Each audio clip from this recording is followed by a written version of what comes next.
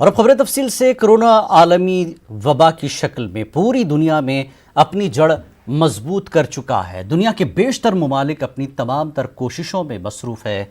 इसके बावजूद कोरोना अपनी पूरी रफ्तार के साथ फैल रहा है। हिंदुस्तान पूरी दुनिया में अमेरिका और ब्राज़ील के बाद तीसरे नंबर पर है और पिछले 24 घंटे के केस काफ़ी डराने वाले हैं। गुज़श्ता 24 घंटे में 38,903 नए मामले सामने आए हैं, जो एक दिन में अब तक की सबसे बड़ी तादाद है। 24 घंटे में 543 अफराद की मौत हुई है। पूरे मुल्क में कोरोना से 10,77,618 अफराद अब तक मुतासिर हो चुके हैं। वहीं अब तक 26,816 अफराद की मौत भी हो चुकी है और 6,77,000 से ज़्यादा अफराद कोरोना से सेहतयाब भी हो चुके हैं। मुल्क की सभी रियासतें कोरोना वायरस से नबर्दाज़मा हैं। एहतियात और बदएहतियाती के दरमियान धीरे धीरे कोरोना अपनी जड़ मजबूत करता जा रहा है। मुल्क के मुख्तलिफ शहरों में कोरोना की रोकथाम के लिए फिर से लॉकडाउन शुरू हो गया है। वहीं कोरोना से बचने के लिए आवाम में बेदारी मुहिम भी चलाई जा रही है।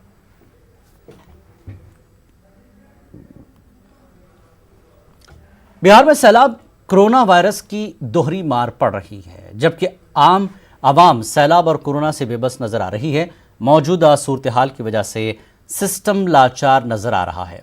वहीं हुकूमत का कहना है कि अस्पताल कोरोना और सैलाब से निपटने के लिए अलर्ट पर हैं, लेकिन सूरत हाल ये है कि अस्पताल तक मरीज कश्ती के सहारे पहुंच रहे हैं। लेकिन बिहार के समस्तीपुर में डॉक्टर गायब हैं, नर्स ड्यूटी पर हैं, लेकिन वो भी गायब हैं। तो ऐसे में अगर मरीज खाट पर भी अस्पताल पहुंचता है तो मरीज का क्या होगा?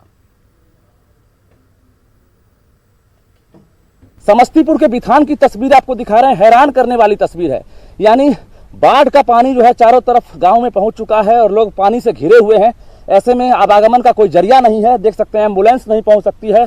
नतीजा जो मरीज हैं उनको चारपाई पर लिटाकर लोग गांव के लोग अस्पताल ले जा रहे हैं। देखिए, ये बिहार की तस्वीर है, उस बिहार की जहां पर दावे किए जाते हैं सुशासन का, और ये हकीकत आपके सामने में है। यानी समस्तीपुर से 70 किलोमीटर की दूरी पर यह बिथान है और बिथान में आपको दिखा पा रहे हैं कि देखिए किस तरह से एक बुजुर्ग को चारपाई पर लिटाकर लोग अस्पताल ले जा रहे हैं।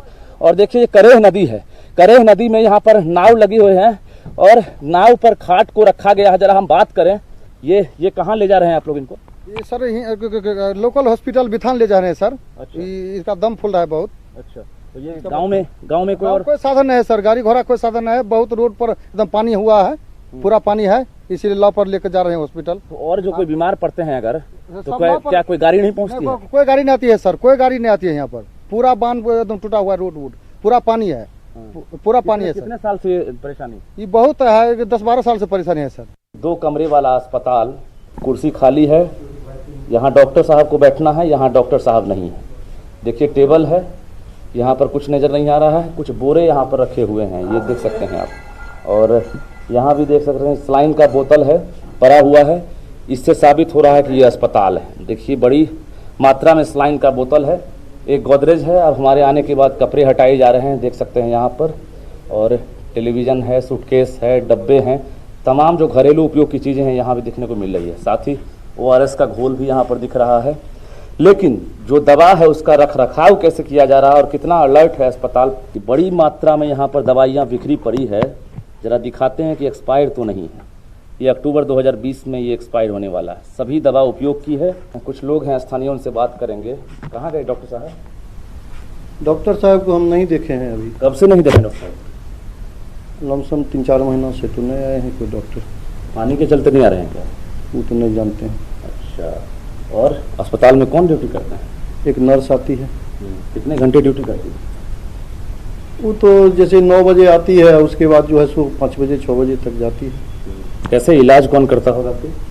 अब ये तो जाने, वही देती हैं दवा विवा। अस्पताल की जो हालत है आपसे छुपी नहीं है। यही देखिए चारों तरफ किस तरह से जो जरूरत के सामान है वो तो बिखरे पड़े हैं, बाकी जो सामान है यहाँ रखे हुए हैं। ये घर तो है, अस्पताल नहीं है। जो निजी आवास है उसमें अस्पताल बनाया गया है। ये कहीं ना कहीं एक व्यवस्था की गई होगी ऑप्शनल, लेकिन फिलहाल जो डॉक्टर और नर्स हैं उन पर सवाल उठ रहा है कि अगर आपकी ड्यूटी यहाँ लगी है तो आप गायब कैसे हो गए।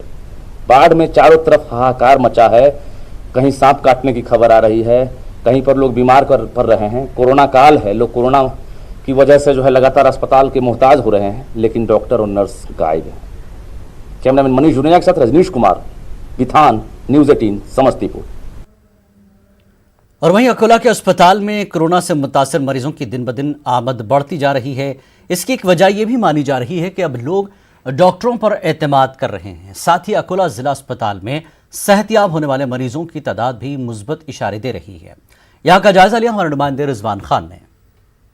में अगर से कोरोना के मामला दिन पर दिन संगीन होते जा रहे हैं, लेकिन खुशाइन बात यह है कि यहाँ पर जिस तरह से कोरोना के मामला में इजाफा हो रहा है, उसी तरह से यहाँ पे लोग सेहतयाब भी होते जा रहे हैं।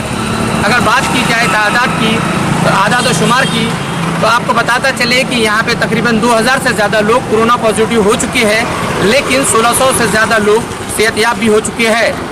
यही वजह है कि लोगों को अब कोरोना के लेकर जो इलाज को लेकर जो लोगों में एक गलतफहमियाँ थी वो दूर होती दिखाई दे रही है और लोग खुद चलकर अब अस्पताल की तरफ आ रहे हैं।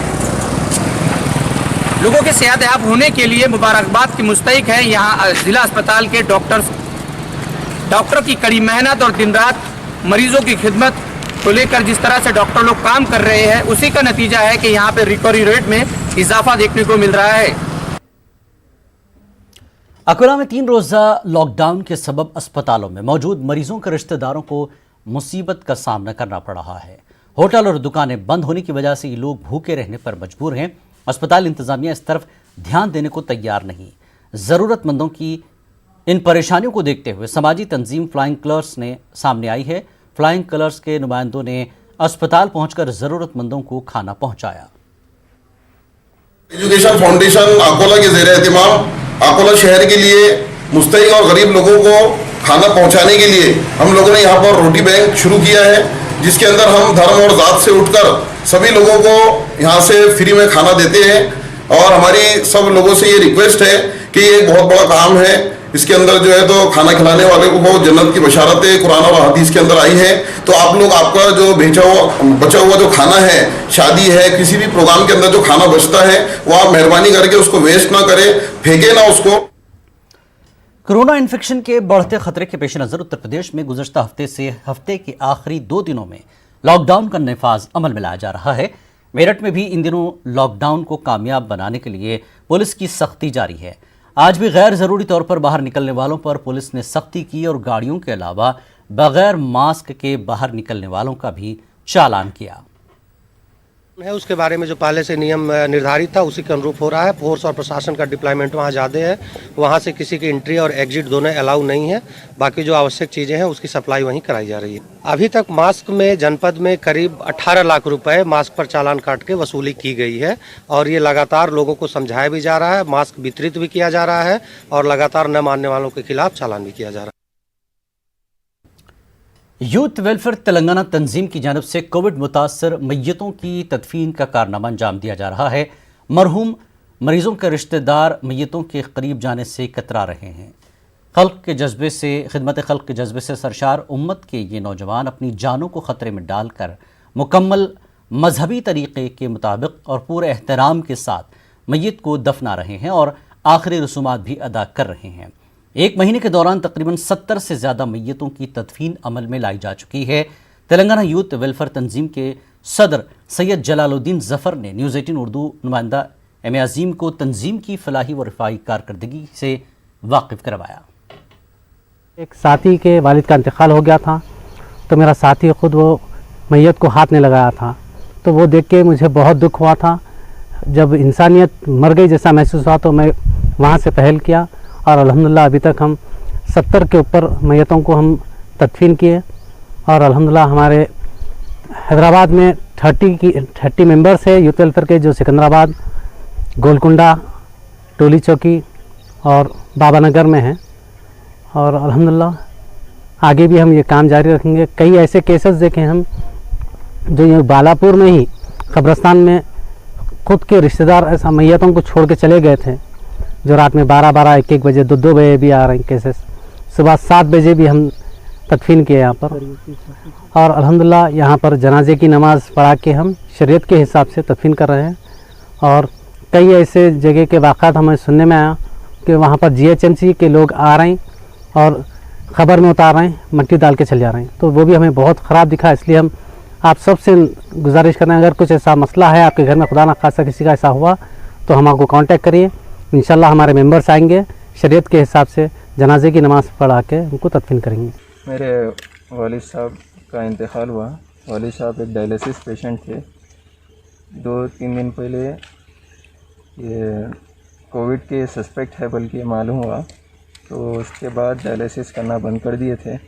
आज डायलिसिस के लिए लेके जा रहे थे, रास्ते में इंतकाल हो गया। इंतकाल होने के बाद ये ख़बर का इंतज़ाम वो कर रहे थे, तो हमारे जो मकानदार हैं, हम रैन बाज़ार में रहते, मकानदार लाने की इजाज़त नहीं दिए मौता को। फिर हम लोग करीब अमीरपेट से यहाँ तक रास्ते में ही मौता को ले लेके खड़े हुए थे। फिर अल्हम्दुलिल्लाह जो यूथ वेलफेयर है, उनके जो भाई है, 5-6 भाइयों ने मिलके हमारी मदद की। मैयतों और नमाज जनाजा में लोग बड़ी तादाद में शिरकत से गुरेज करें। कर्नाटक अक़लियती कमीशन के चेयरमैन अब्दुल अज़ीम ने यह अपील की है। अब्दुल अज़ीम ने कहा कि कोरोना की वबा तेज़ी से फैल रही है, लोग जज्बात से नहीं होश से काम लें। समझने के बाद में कोविड का कोई ख्याल नहीं करता, कोरोना के बारे में कोई सोचता नहीं, और ये नहीं सोचता कि आदमी जो कोरोना से मरा हुआ है या उसकी मौत हुई है। सारे के सारे लोग जाते हैं, देखते हैं, करते हैं, और हमारे पास जो हिंदू हो या मुसलमान हो या क्रिश्चियन हो, औरतें जो है मैयत के चारों तरफ बैठे रहते हैं, इतना करीब बैठे रहते हैं कि एक की सांस दूसरी लेती है, दूसरी की सांस तीसरी लेती है, और दोनों जो बैठे रहते हैं तो एक दूसरे के दरमियान 3 इंच का भी फ़र्क नहीं रहता। यहाँ तक मैं केसेस को देख रहा हूँ और जो सिम्टम्स को देख रहा हूँ, 90% जहाँ भी हार्ट अटैक के केसेस हो रहे हैं, 90% ये it is due to corona. जहाँ तक निमोनिया से केसेस डेथ हो रही, वो कोरोना से ही हो रहे हैं। दम्मा जिसको कहते हैं, ब्रीथिंग प्रॉब्लम, वो केसेस भी इसी हो रहे हैं। हाथ जोड़कर कहता हूँ, आजिज़ाना गुजारिश है, आप उस मैयत पर नज़दीक मत जाइए, जाना ही नहीं चाहिए। वक्त एक ब्रेक का, ब्रेक के बाद फिर लौटेंगे। खबरनामे में एक बार फिर आपका खैर मक़दम है। ऐसे वक्त में जब हर शख्स कोरोना वायरस की वजह से सोशल डिस्टेंसिंग बरकरार रखे हुए है, तलबा स्कूलों से दूर हैं, रिश्तेदार एक दूसरे के घर जाने से गुरेज कर रहे हैं, ऐसे माहौल में शाहीन बाग के मोहम्मद इरफान बिट्टू न सिर्फ लोगों की मदद के लिए आगे आए हैं, बल्कि उन्होंने खिदमत खल्क की एक उम्दा मिसाल पेश की है। मोहम्मद इरफान मुफ्त में लोगों के घरों में सैनिटाइजेशन का मुश्किल काम अंजाम दे रहे हैं। देखिए रिपोर्ट।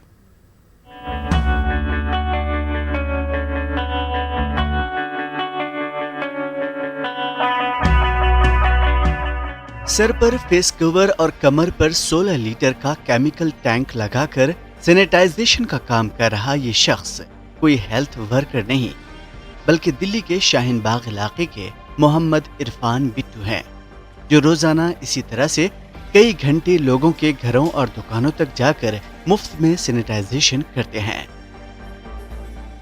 जहां से भी उन्हें कॉल आती है वो वहां पहुंच जाते हैं और खुद अपने हाथों से घर, दुकान, फ्लैट को सैनिटाइज करते हैं। इरफान बिट्टू को ये काम करते हुए अब तक 82 दिन हो चुके हैं। इरफान कहते हैं कि वो ये काम तब तक करते रहेंगे जब तक कोरोना खत्म नहीं हो जाता। कहीं ना कहीं पहले से सोशल रहे हैं और जो है लोग हमारे टच में रहे हैं, तो हमने जो है सोशल मीडिया के माध्यम से या जैसे हमारे दोस्त हैं या मिलने वाले हैं या आस पड़ोस से, तो हमने नंबर अपना जो है वहाँ डाल दिया और स्प्रेड करा दिया। तो कहीं ना कहीं से हमें कंटिन्यूसली फ़ोन आते हैं कि भाई हमारे यहाँ आप आ जाएं तो सैनिटाइज़ करें। तो हम जैसे हमें कॉल आई और हम उनके यहाँ जा कर के सैनिटाइज़ करते हैं और जो है वो बड़ा खुश होते हैं, बड़ा धन्यवाद देते हैं। और यहाँ तक कि हमने जो है जो कोरोना पेशेंट हैं, जहाँ लोग जाने को तैयार नहीं हैं, जहाँ कोरोना की वजह से मौतें हो चुकी हैं, वहाँ जा कर के हमने जो है घर घर जा कर के लोगों वहाँ उनके यहाँ सैनिटाइज़ किया है। कांग्रेस कारकुन मोहम्मद इरफान बिट्टू ने छोटी मशीन से 28 अप्रैल को लोगों के घरों में सैनिटाइजेशन का काम शुरू किया था। बाद में जब डिमांड ज्यादा आने लगी तो बड़ी मशीन ले ली। इरफान बिट्टू के काम को देखते हुए दिल्ली रियासती कांग्रेस ने भी दिल्ली में सैनिटाइजेशन कैंपेन शुरू किया था, लेकिन वो कैंपेन अब पीछे छूट चुका है। लेकिन इरफान अभी तक नहीं रुके हैं। इरफान बिट्टू के इस काम से आम लोग काफी खुश हैं। ऐसे तो कुछ नहीं लिए हैं, ये काम जो है फ्री में हुआ है और जो काम हुआ है वो अच्छा है, ठीक है, मतलब हिफाजत के लिहाज से बढ़िया है और ये खुशी की बात है। ठीक है, मेरी दुकान में पहली बार हो रहा है, उससे पहले नहीं हुआ था।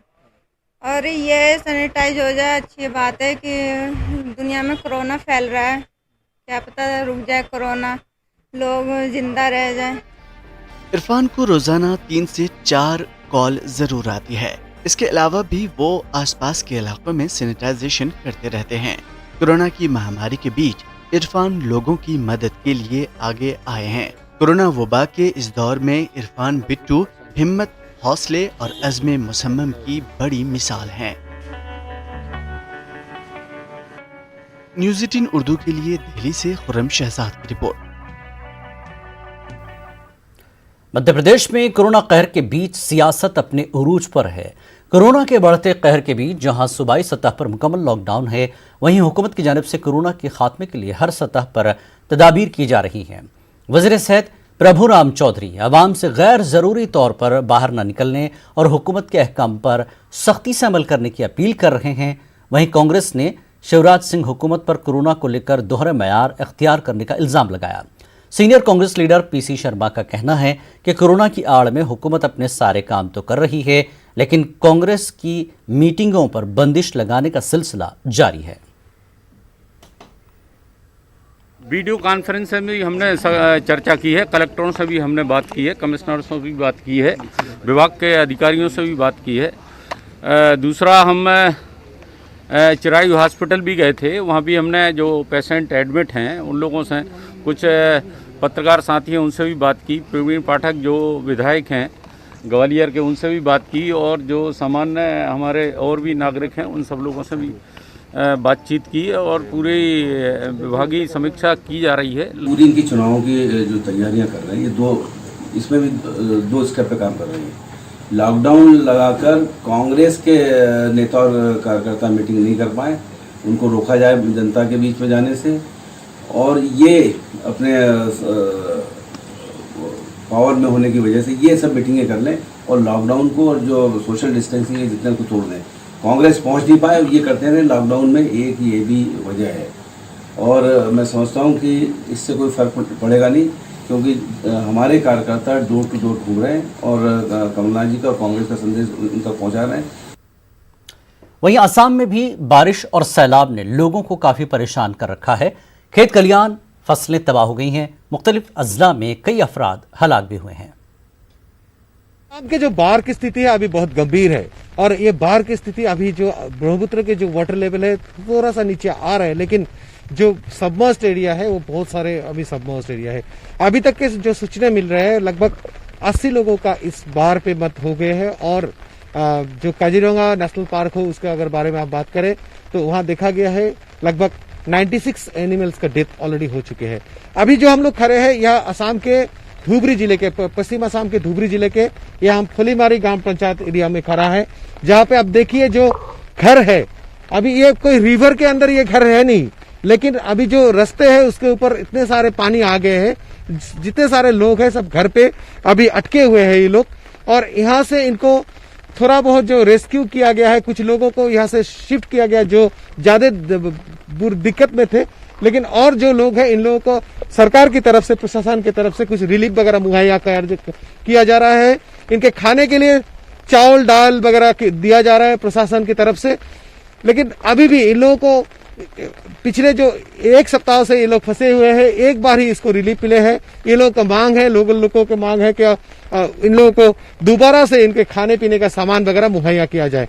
मेनली यहाँ का जो प्रॉब्लम है, जो यहाँ के जो डोमेस्टिक एनिमल है उन लोगों का बहुत प्रॉब्लम है, उसका खाने का दिक्कत है, और जो पीने का पानी के लोगों का जो पीने का पानी का बहुत सारी दिक्कत है। ये हम अभी आपको ये दिखा रहे हैं, ये है पश्चिम असम के जो भारत बांग्लादेश सीमावर्ती सटे हुए जगह है, इस जगह का ये हाल है। आप कैमरा में जो दृश्य देखे हैं, ये बाढ़ के अभी बहुत गंभीर स्थिति है, क्योंकि असम की जो बाढ़ है, जो अपर असम में फ्लड आते हैं, अपर असम से लोअर असम फ्लड आने में थोड़ा टाइम लग जाता है, क्योंकि ब्रह्मपुत्र या लगभग 800 किलोमीटर लॉन्ग है। असम के अपर असम के फ्लड के 3 दिन बाद ही लोअर असम में फ्लड आता है, और लोअर असम से ये पानी अभी निकल के बांग्लादेश की तरफ। राजस्थान जयपुर में पहली मर्तबा हिप्पो ने बेबी हिप्पो को जन्म दिया है। नाहरगढ़ बायोलॉजिकल पार्क से ये न्यूज़ आई है। हम आपको बता दें कि राजस्थान में पहली बार बेबी हिप्पो का जन्म हुआ है। पार्क में एक बड़ी खुशी मिली है। ये खुशी आप देख सकते हैं कि हमारे पीछे मौजूद है। यहाँ पर मौजूद 2600 किलो की मादा हिप्पोपोटेमस यानी दरियाई घोड़ा रानी ने एक बच्चे को जन्म दिया, जो कि इसके साथ पौंड में नजर आने लगा है। बहुत ही कम अपनी झलकी दिखा रहा है ये, और ये बहुत खास नज़ारा है क्योंकि पूरे राजस्थान में पहली बार हिप्पोपोटेमस आया और पहली बार उसका प्रजनन होने के बाद में बच्चे का जन्म हुआ है। सारी चीज़ें साथ खैरियत के हो गई हैं। फिलहाल अलग पौंड में इसे रखा गया है। पूरी सावधानी और सुरक्षा का ध्यान रखा जा रहा है। दहली जू से एक पेयर हिप्पो को लेके आए थे।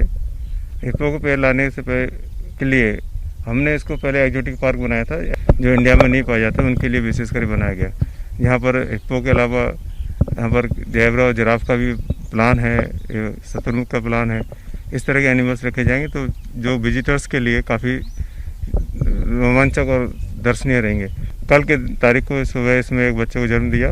बच्चा काफ़ी खुशहाल है, माँ के साथ दूध पी रहा है, खेल रहा है। एक पॉन्ड बनाया गया है जहाँ पे ये इसका बच्चे इसके साथ है और ये काफ़ी अपरेंटली काफ़ी हेल्दी प्रतीत होता है। राजस्थान में प्रथम प्रजनन जो हिप्पो का है सफल प्रजनन हुआ है। इसके लिए विशेष तैयारी की गई है। साथ साथ इसके जो खान पान है, जो मादा है, चूँकि इसने बच्चा जन्म दिया है तो इसके लिए विशेष रूप से पहले से ही हमने वाइटामिन, मिनरल्स और कैल्शियम की खुराक चालू कर दी थी। इसकी डाइट में वृद्धि की गई है। साथ साथ 24/7 इसकी मॉनिटरिंग की जा रही है। राजस्थान में पहली बार हिप्पोपोटेमस यानी दरियाई घोड़े के बच्चे का जन्म हुआ है और ये अभी सुरक्षित है। इसके लिए तमाम इंतजाम कर दिए गए हैं। फिलहाल निगरानी की जाएगी ताकि इसका लालन पालन अच्छे से हो सके। कैमरा पर्सन बलबीर सिंह राठौड़ के साथ में अरबाज अहमद, न्यूज़ 18 के लिए जयपुर से।